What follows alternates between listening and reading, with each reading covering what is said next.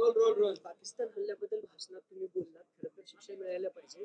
संसदेत जी सर्वपक्षीय बैठक झाली त्यातूनही काही निघालं नाही. नेमकं विरोधी पक्ष म्हणून तुमची सगळ्यांची भूमिका काय आणि पवारांच्या त्या स्टेटमेंटमुळे आजही वादंग होतं. काय नेमकं पवारांचं स्टेटमेंट होतं? दोन गोष्टी आहेत. एक म्हणजे या हल्ल्याचा निषेध करावा तेवढा थोडा आहे आणि त्यामुळे सरकारकडून ही अपेक्षा आहे की या हल्ल्याला चोख प्रत्युत्तर हे दिलं जाईल.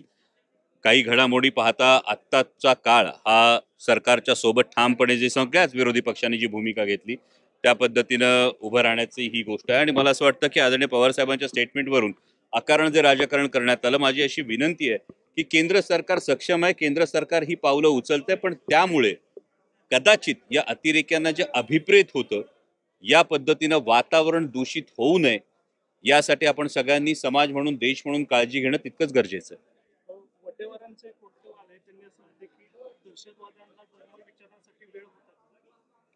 बघ, या हल्ल्याच्या बाबतीत जे झालं याचा जर आपण बारकाईनं जर विचार केला तर तो बारकाईनं विचार पुन्हा हाच आहे की दहशतवाद्यांच्या गोळ्यांनी जेवढं नुकसान झालं या बरोबर त्या सगळ्या पर्यटकांना ज्यांना जीव गमवावा लागला त्या सगळ्यांच्या कुटुंबाप्रती नक्कीच या संवेदना आहेत.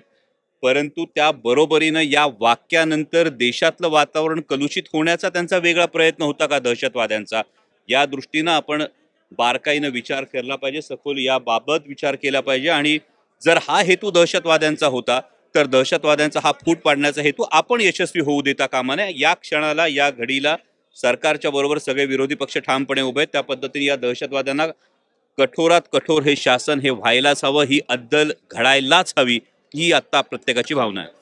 100 दिवस पूर्ण झाले, 100 दिवस एकही काम झालं नाही, फक्त विचार वगैरे सगळे काम सुरू आहेत. काय वाटतं? महाराष्ट्र सरकारनं जो माननीय मुख्यमंत्री देवेंद्रजी फडणवीस यांनी जी एक भूमिका घेतली होती, जो 100 दिवसाचा प्लान जो त्यांनी जाहीर केला, तो मला वाटतं माननीय मुख्यमंत्री महोदयांनी याचा लेखाजोखा सुद्धा जनतेसमोर मांडला पाहिजे. नाही तर केवळ 100 दिवसांची जाहिरात झाली, पण या 100 दिवसात नेमकं काय घडलं, काय काय झालंय, कुठली कामं मार्गी लावली, याचा सुद्धा लेखाजोखा माननीय मुख्यमंत्री महोदयांनी मांडायला हवा. त्यांच्या राजीनाम्याला 1 महिन्यापेक्षा अधिक काळ जो आहे तो उलटून गेलाय, पण केबिल मात्र अजूनही मंत्रालयात तशीच आहे. नावाची पाटी तशीच आहे. धनंजय मुंडे रिटर्न होतील असं वाटतं मंत्रिमंडळात? मला वाटतं याचं उत्तर माननीय मुख्यमंत्री महोदयांनी राज्याचे प्रमुख म्हणून आणि माननीय अजितदादांनी त्यांच्या पक्षाचे प्रमुख म्हणून त्यांनी दिलं तर ते जास्त योग्य ठरेल. इतर कोणी तर्क लावण्याची आवश्यकता नाही. ठाकरे एकत्र येतील वाटतं का तुम्हाला? तुम्ही शिवसेनेमध्ये दोन्ही ठाकरे एकत्र येतील? हे बघा, हा पुन्हा मला वाटतं की माननीय राज ठाकरे आणि माननीय उद्धवसाहेब ठाकरे या दोघांना तो निर्णय घ्यायचा आहे. त्यामुळे त्याबाबतच्या निर्णयाबाबत काय होईल हे त्यांनीच घोषित करणं जास्त योग्य राहील. मी तुम्हाला एका वाक्यात, अनेक वर्ष आपण ऐकता आदरणीय शरदचंद्रजी पवार साहेब सांगतील ते धोरण आणि बांधतील ते तोरण. तुम्ही भाषण करताना